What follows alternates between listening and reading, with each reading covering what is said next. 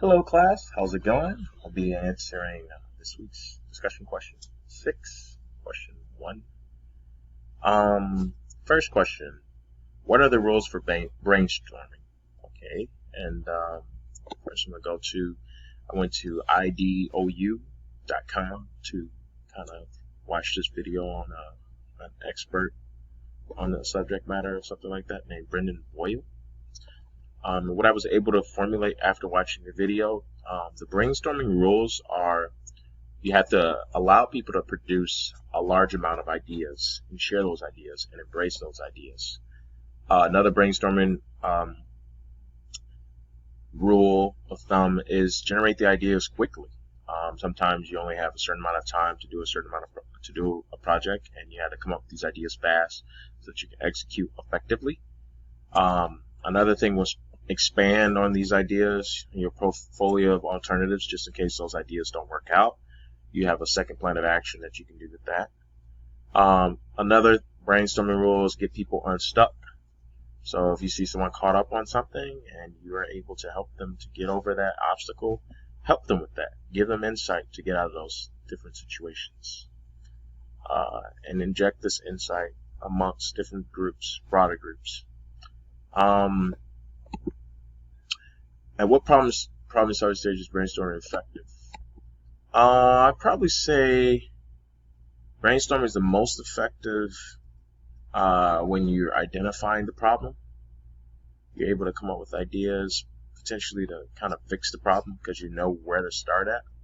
What is it bleeding from? I guess when I think about this, I think about private equities or hedge funds who buy struggling businesses. I also think about right now JCPenney, for example, who's underway for a lot, going through a lot. They're not able to pay their rent. And, this big mall development company is suing them because they can't pay rent right now. And JCPenney declared bankruptcy on top of a hassle like that. And so potentially these private equity companies from California are looking at potentially making JCPenney a private acquisition. So they're going to take the company from public to private, fix the issues, and then take it back public again and make a profit off of it. So I would always say it's off that problem because they're looking at, okay, what are the potential problems?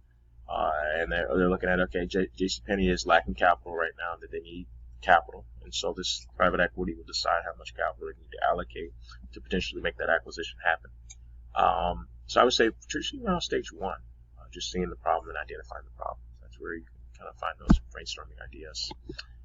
Think about a time when brainstorming worked. There was a time when I was working in the insurance claims department for a insurance company.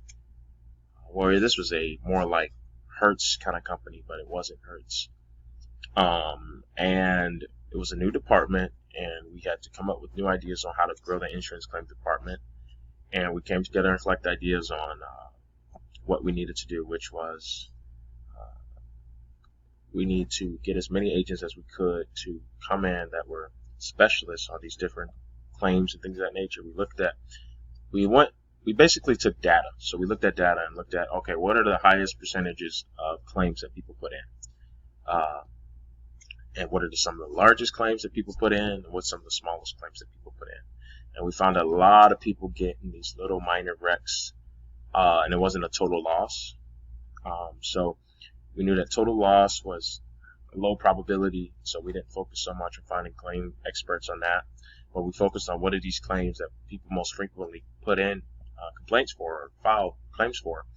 And we were able to hire claim specialists who just specialized in those different type of claims. And when we hired those people, they were able to, because they were so experienced at what they did, they were able to scale through those things. And we grew that department to over 150 specialists. And that department now brings in the most revenue into the company. And I know you think about claims, how do claims do that? People filing these different things, but it could be extremely profitable because the thing is that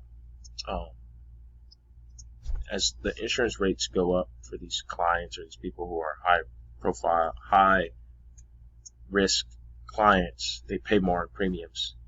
And so the insurance companies give us kickbacks by basically going through them because we are more like a Hertz kind of company.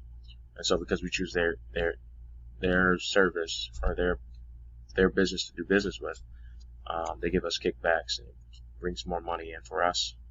And yeah, that's how we were able to do that. It was pretty fun doing that. Thank you guys so much. I look forward to your comments. Have a good night.